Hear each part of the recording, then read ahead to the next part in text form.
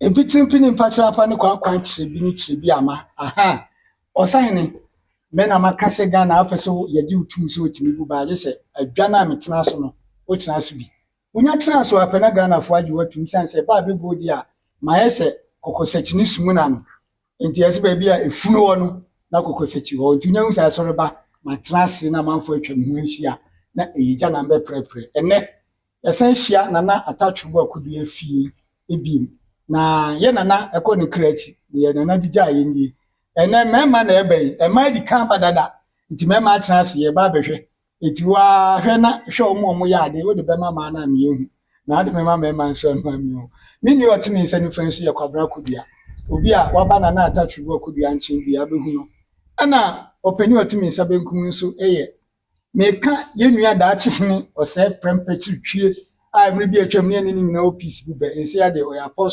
apostle tike Christ asumdue nkan so amen empenifo na nem ndo maba abebu adwane so enti na mba betutu o mayirem na ya hwe se omutiri sa na empenin se ensin krom gro atipen na tiri nse dentiti so a yenyi dentayie we dia enye obi na ka so oni kaya beku no so oni kaya beku no yi ni ntuma na oyi na tade nkase ntuntu kwanye hyeda tina de yadi besi so aha minya kwabra sibi tra apostle enya minipedia prepreja ne yanko me akato ni te makatati wo de me hu hwe wa hu hwe zin ene ye wo abegbo mu ni frani o a wo hu hwe ene ebube ne yanko ene bube me yanko buni be na enso da ye de anafro so na epere da bro do da na fo no nsurum from akanka anafro ma gbo no so de ni te so na adua no se usua nsuo so ensa na hu de modu ene bu nu wan ampa wan with de modu era ma men se wan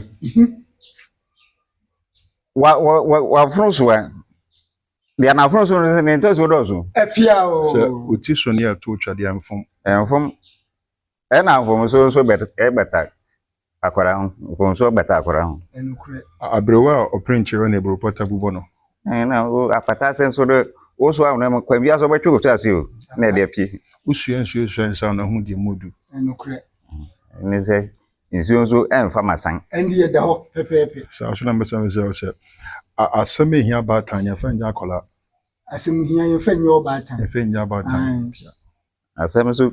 asem to fie eno so yenya edin se ato asem to fie asem tuna ebeto ni fie wan hwa nkanti ye fa na asem tuna fie asem tuna fie se okoto se abofra kra dompe ana odi fim pani fie enukure na penin so de obi en matemanti enukure aso na mbesa me cheo se ya woto adeshi gusuema ofra hu samra ne ene ye woto amanam so a wo kira tenten yo ya woto sie so a uncha tenten ye enukure o pese wajan nan so etra ye wo furu dua koja wonan yo enukure sa na eto fo matre sa na ejana so nkase ni ba odasani bia tie ma otogu ne na so ena nkwanti wan wansana pobi anapa wansana pobi wotan wan ton obejuachi o sound aboa apan o se some ha na musu so enu ye de bodu ntwa nya sa homa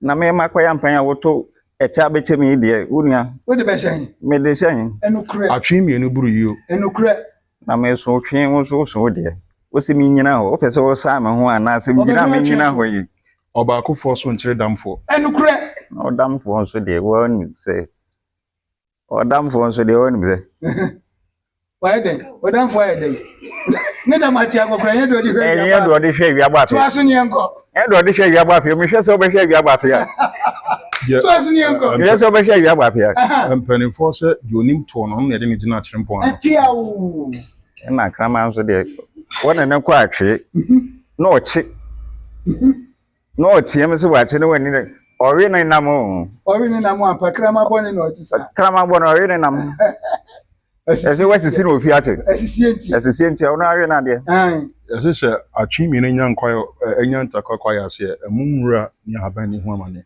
atwe mi nya ntokwa okwa ya se na kutwa mansa ba omudwane bom apia o yanko eno abo aso no enti ni Koto benum sufi da o. Ko 20. Koto nti. Osunu benum O benum sufi da. Bi a wenim. Ana mpanimfo so sɛ yɛde anafo so na ɛpere dabrɛ. Enukure. Dabrɛ nso de o pere na wanya baabi a wunyia wo. Wutumi da baabi a. Enukure pe dabrɛ. Baabi a. Sɛ wani kum na anya baabi a na dabrɛ na wo so pe dia na wani kum. Enukure. Saa na mpanimfo so sɛ ɛnam a yɛnwie yɛmfa yɛ sinkyɛw. Ɛne enukure. Na wo se proye no kuta pay anɔpɛ tututu a. O wa me misa me ne si twitwi on komo. O misa me misa so atwi nsa. Na ko dia bɛ na wayi atu ano. Sitro mienu so ma ani Mani hani ampa. Ene so boy ko tirimu. Enukure. Yeyi dan na anka dan so dan ne tene. Yeyi kwan na anka dan so kwan ne tene. Ase kwan bia so ni wa frudua o. Enukure. Kwan tintin bia ni wa frudua. Kwan tintin bia so wi abobo no. Enukure. Mumde. Ase kwan so de. Me na mu minim baabi a meko. Enye obi na be kyerɛ. Sawa. Koso ni mono. Minim baabi a minim baabi a. Minim baabi a meko. Unya se obi san se okwan. Eh ba na. Pesa bi na. Hey, siam mi sam se meko. Mo amunje. Yango. Apostle yango. Sini bi kyerɛ no. Minim baabi a meko na obi sam se meko. Okay. Na agrom ye yumu se akala. Yẹn yẹn sẹ aka last bit. Na nyombe na otu ami ni ma se kyerɛ. Na ona umu me kyerɛ ase ya kyerɛ obi ami ntumi kyerɛ ase. Aye bi yankwa. Na ekro ye atwe ohene fam ozu bisa se kro no mu jo. Se kro bi amu nyo so de. Ye ntena mu nchew. Empa endia no. Ye call no ma kro mu so yin prebu kwan mu. Na se prebu so de ubei na okwan mu na fa san wachi o. Ye mfa ntoa so. Abujafo adebro mama mo sem da